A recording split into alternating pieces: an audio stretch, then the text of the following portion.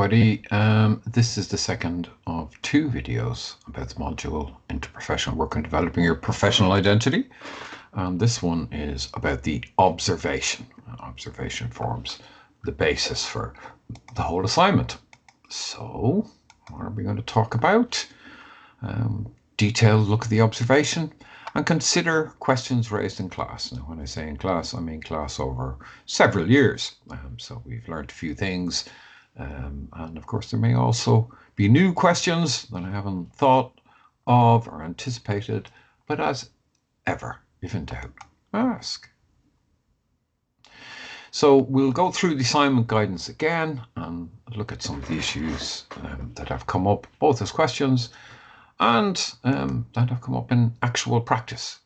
Now you can see that there's a incorrect date in this. Look at that. I'm changing this line as we go. The observation and essay plan is due on the 30th of March, and the assignment is due at the start of June. Now, I'm not expecting everybody will be able to do the essay plan element, but I am hoping that everybody will be able to do the observation element. And just a quick reminder that we're at the PCF level of end of first placement. This module is happening in parallel with the contrasting learning experience. It's always a good idea to have a quick look at the standard kind of things it requires of you, as it kind of, I don't know, in a sense gives us a clue as to what kind of level or standard we're looking at. But let's have some recap on the general assignment, what's required, and then we'll focus on the observation. So, blah, blah, blah, blah, blah. Now, I have said this in the previous video. You have to do an observation, essentially a descriptive count, 500 words.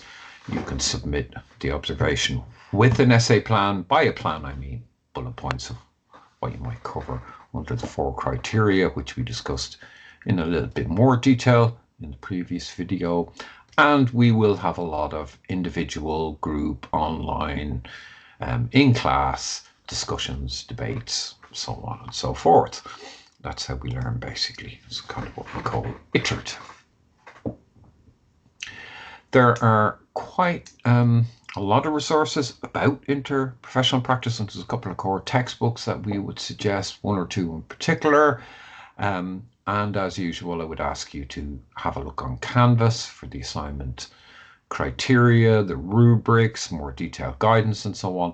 But you will find on the assignment tabs exemplars, so things that people have done in previous years.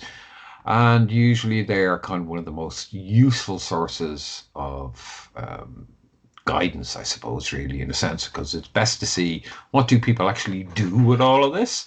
And there's some good well-worked examples from a range of different settings. So as I said, you will need to do relevant research, applied theory, the extent to which the person with lived experience is involved.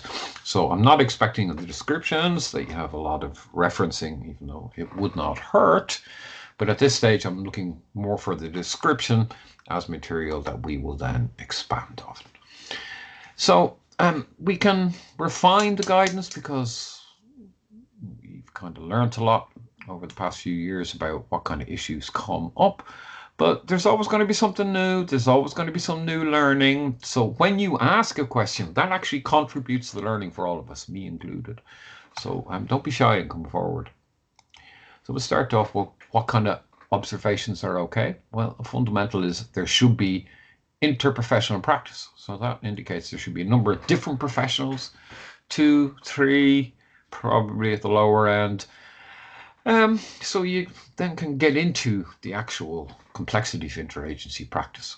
You don't always have to look for the most complex or difficult thing that you can find. Sometimes in the routine, banal, the ordinary, we can find a lot of value in those things, because in actual fact what we're trying to do, at least partly, is to kind of look beneath the surface and see what kind of processes that are not spoken about but are still having an impact. What's going on? What's actually going on?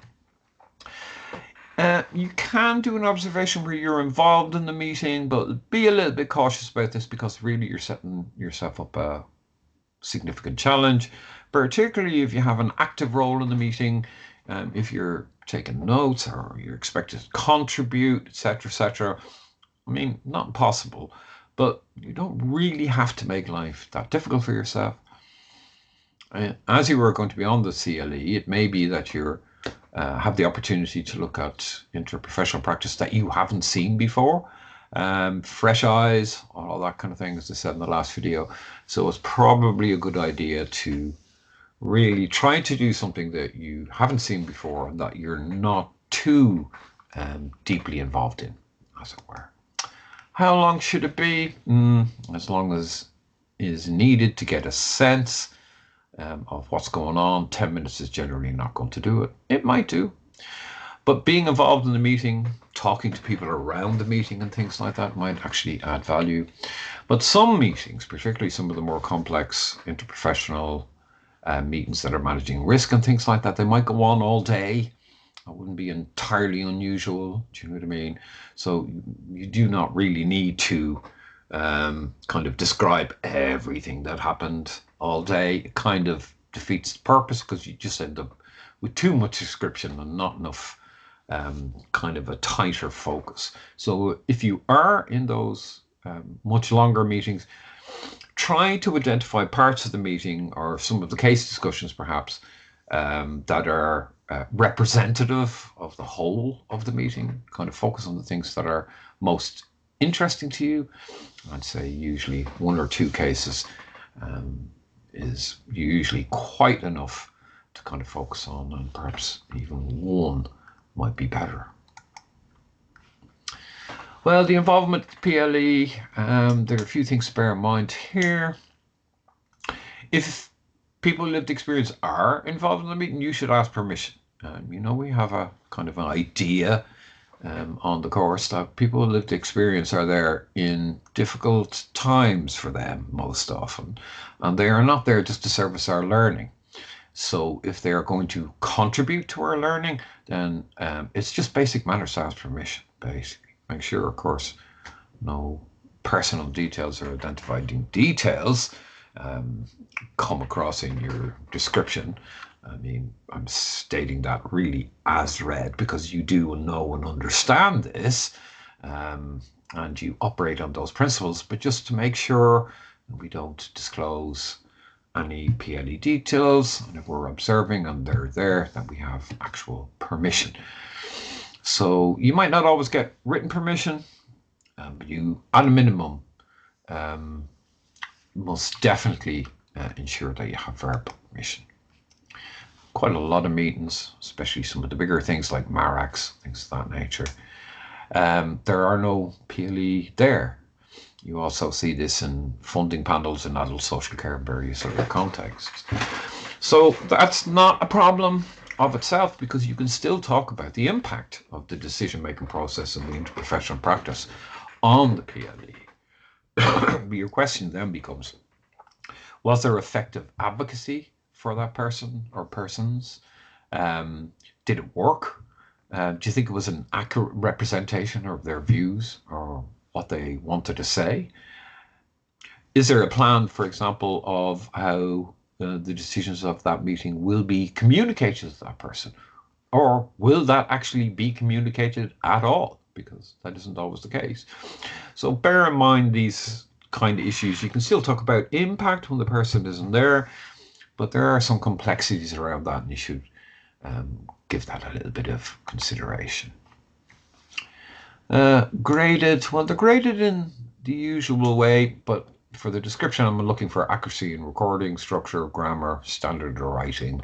Are you giving a good description of this? If I read the thing, am I sitting there, what about? Well, maybe if there's lots of what about, you can expand on that in the annotation or analysis element.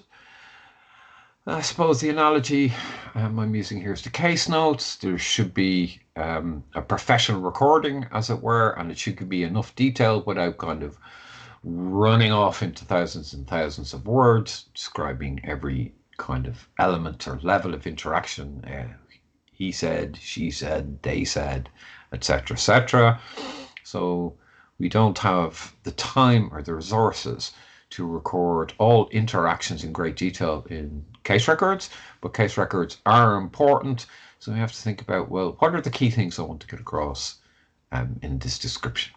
And if it's generating questions or making the reader think, I wonder what that was about, that's probably a good thing, because it shows then that you have material that can be analysed further in the longer part, as it were, of the essay.